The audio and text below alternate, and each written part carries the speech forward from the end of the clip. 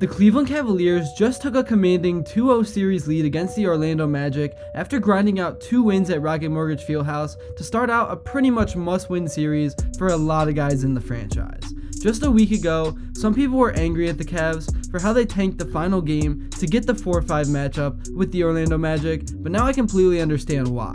The Magic have no experience, can't shoot, and this was an easy way to get that first series win under the Cavs' belt to bring momentum into the second round against most likely the Boston Celtics. But anyways, what I want to talk about is the Cavs' defense, because even though sloppy basketball has been played so far into the series, Jarrett and Evan Mobley have the Orlando guys overthinking literally everything they do.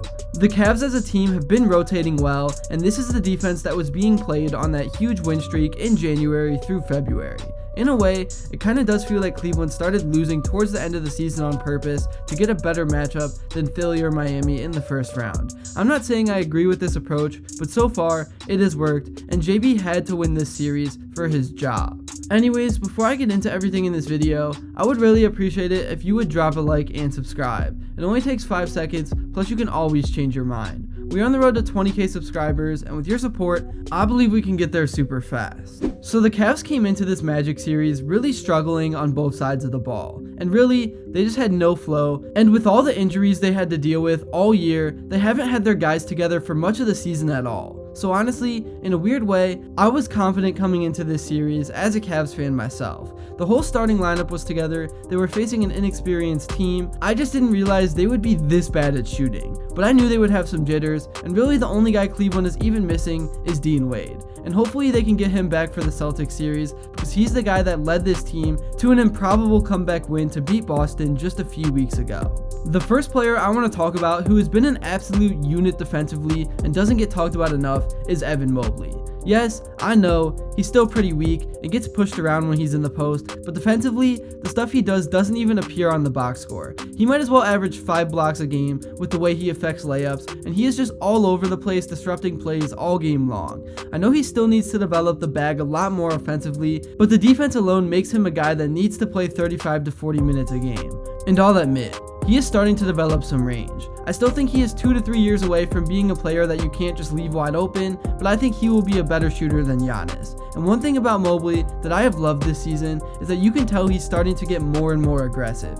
He still looks like a soft player, but that is just because he's not as strong as other centers in the league. But even while getting pushed around, he definitely has attacked the basket a lot more this season, and he's starting to make post moves and take shots that he never has before. So even though he is still a few years away from being able to make shots consistently, I like where his head is at. And as for his partner in crime, Jarrett, the lights definitely have not been too bright so far into this year's playoffs. I know playing the Magic isn't the same as playing the Knicks, but the Cavs still had a lot of pressure on them to perform, because like I said, if they lose to the Magic, a lot of guys will be on their way out before next season. Through games 1 and 2, Allen has grabbed 38 rebounds, which is literally more than he had in all 5 games last year against the Knicks. I know the Magic isn't near the same team, but it's still good to see Allen play with this tenacity, and really from him the rest of the team has as well. As for Donovan Mitchell, I mean, what more do I even need to say? I hate the rep on him that he is a playoff choker, because that is just absolutely not true.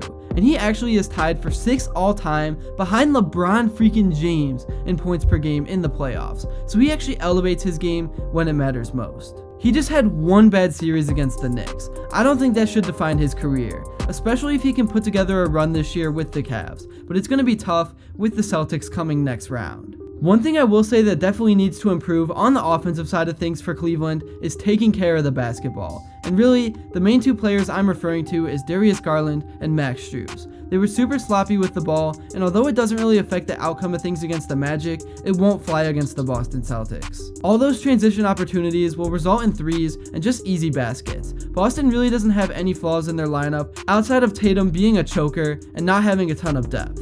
And they're going to capitalize on any opportunity the Cavs give them, but the Celtics did just lose to the Heat, so they can be beaten. But overall, outside of turnovers, I've been happy with how the Cavs have been playing. And really, the turnovers is the main reason they haven't been scoring over 100 points. They've been shooting the 3-ball somewhat decently, the bigs have been attacking the rim, and even Isaac Okoro was having 8-0 runs on his own. Anyways, I think going into Game 3 in Orlando, if the Cavs can get off to a fast start and suck the life out of the crowd, the series is pretty much over. I really didn't expect the Magic to be good this series with the little playoff experience that they have, but I didn't expect them to be this bad. They are really struggling to shoot the ball, and I thought they would at least steal 1 or 2 games from Cleveland, but as of right now, it doesn't look like that is going to happen unless they randomly heat up from behind the arc. As I mentioned earlier, the Magic's slow start on offense also should be credited to the Cavs defense and rotations. They've done a good job of clogging the paint with Mobley and Allen inside, and since the Magic have realized they won't be getting easy layups, they have been chucking up some bad contested shots, and the guards can just worry about defending those shots because if they get beat, there is just nowhere to go, so really it doesn't matter. So I see the Cavs taking this series in 4 or 5 games, and hopefully the Heat can keep extending the Boston one so that the Cavs can get more rest and have more time to prepare. But like I said, against Boston, Darius Garland really needs to be sharp, and he needs to be back to the aggressive 20 plus points per game version of himself that he was before Mitchell arrived on the team. And there's nothing wrong with what Garland currently does. He's a great facilitator and makes plays for the bigs, but against Boston, Cleveland is going to have to score to keep up.